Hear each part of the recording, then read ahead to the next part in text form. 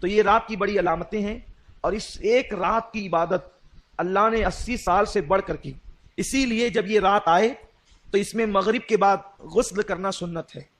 بعد مغرب حضور علیہ السلام کا معمول ہے کہ اللہ کے حبیب صلی اللہ علیہ وسلم بعد مغرب غسل فرماتے تھے.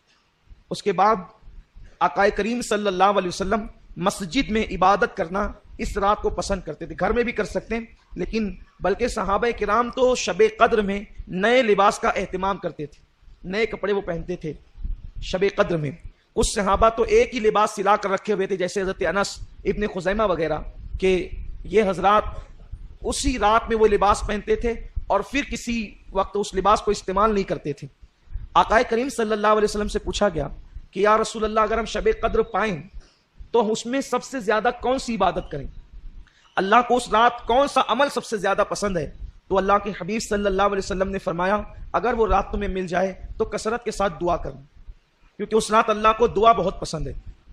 حضرت اماں عائشہ صدیقہ نے پوچھ لیا، یا رسول اللہ دعا تو کریں، کون سی دعا زیادہ کریں، وہ بھی سکھا دیں. تو آقا نے فرمایا کہ یوں کہو، اللہم انک عفو کریم تحب العفو فاعف عنی. اللہ تو عفو ہے، تجھے معاف کرنا بہت پسند ہے، سو تو ہمیں معاف فرما دے. اس رات توبہ کرو کثرت کے ساتھ، ہو سکے تو صلاۃ التسبیح کا اہتمام کرو، ہو سکے کچھ نوافل پڑھو، اور جب رات کا آخری پہر آ جائے تو پھر دعا میں مصروف ہو جاؤ، اور ہو سکے تو سحری تک دعا کا اہتمام کرو، کیونکہ یہ رات جاگنا اپنے مقدر کو جگانا ہے. جو اس رات کو جگ گیا وہ 80 سال عبادت میں آگے ہو گیا. اور خاص طور پر بہت اہم بات عرض کرنے جا رہا ہوں، جتنی عبادتیں بھی آپ کرتے ہیں اللہ اس کو قبول کر لے تو اس پر انعام کیا ملتا ہے؟ جیسے کسی نے حج کیا تو حج کرنے والے کے سارے گناہ معاف ہو جاتے ہیں، وہ ایسے پاک ہو جاتا ہے جیسے ابھی اپنی ماں کے پیٹ سے پیدا ہو. اسی طرح جمعہ کی نماز پڑھ کے جانے والا ہفتے بھر کے سارے گناہ معاف ہو جاتے ہیں. اسی طرح رمضان شریف کے روزے رکھنے والا گزشتہ رمضان شریف اور اس رمضان شریف کے درمیان جتنے گناہ کیے تھے اللہ سب معاف کر دیتا ہے، سارے گناہ معاف ہوتے ہیں.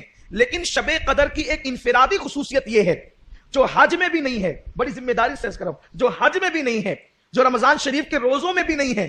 اگر کسی کو شب قدر مل گئی تو انعام کیا ملتا ہے؟ آقا فرماتے ہیں اگر کسی کو شب قدر ملے اور وہ اس میں عبادت کر لے تو اللہ انعام کیا عطا کرتا ہے؟ جتنے گناہ کیا ہے وہ بھی معاف کر دیتا ہے، اور جو ابھی کیا نہیں ہے کرنے والا ہے اللہ اس کو پیشگی معاف فرما دیتا ہے. کتنا بڑا کرم ہے. لیکن شب قدر ملنا چاہیے، اور وہ متعین نہیں ہے، لیکن ہم تو بس اللہ پر امید کرتے ہوئے جو ہے وہ شب قدر میں عبادت کرتے ہیں. اللہ فرماتا ہے خیر من الف شہر، یہاں تک آپ نے سنا. اب یہ 1000 مہینوں سے افضل ہے، برابر نہیں افضل ہے.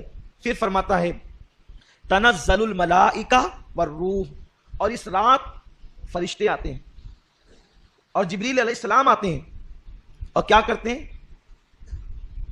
سلام ہی حتی مطلع الفجر، فجر تک وہ لوگوں کے لیے جو عبادت میں مصروف ہوتے ہیں سلامتی کی دعا کرتے ہیں، ان پہ سلامتی بھیجتے ہیں، انہیں سلام کرتے ہیں. تفسیر میں آتا ہے کہ یہ جو شب قدر ہے اگر اس کا اردو میں ترجمہ کیا جائے تو ترجمہ یہ ہوگا تنگ کر دینے والی رات، یا تنگ ہو جانے والی رات، یا تنگی کی رات. حیرت ہے، اتنی مبارک رات ہے لیکن اس کا اردو میں ترجمہ کیا ہے؟ تنگی کی رات یا تنگ کر دینے کی رات. تو اس کا نام تنگی کی رات کیوں ہے؟ تو حدیث پاک میں آتا ہے کہ آسمان سے اتنے فرشتے زمین پہ آتے ہیں کہ زمین تنگ ہو جاتی ہے فرشتوں کی تعداد کی وجہ سے، اسی لیے اس کو تنگی کی رات کہتے ہیں. فرشتوں کی وجہ سے زمین تنگ ہو جاتی ہے، یعنی قدم رکھنے جگہ نہیں رہتی فرشتوں کو. اور فرشتے کیوں آتے ہیں؟ وہ رات بھر مسافہ کرتے ہیں مغرب سے لے کر فجر تک. کن سے؟ عبادت کرنے والوں سے. فرشتے مسافہ کرتے ہیں، فرشتے زیارت کرتے ہیں، تمہاری دعاؤں میں شریک رہتے ہیں. اور بعض مفسرین نے تو یہ بھی بتا دیا کہ فرشتے مسافہ کرتے ہیں، اس کی نشانی اور علامت کیا ہے؟ فرماتے ہیں اگر شب قدر میں عبادت کرتے ہوئے تمہاری آنکھوں سے آنسو جاری ہو جائے، یا بدن پر خوف کی کیفیت طاری ہو جائے، یا عبادت میں کیف و سرور ملنے لگے، تو سمجھ جاؤ کہ اب وہ وقت آ گیا ہے کہ فرشتے تم سے مسافہ کریں.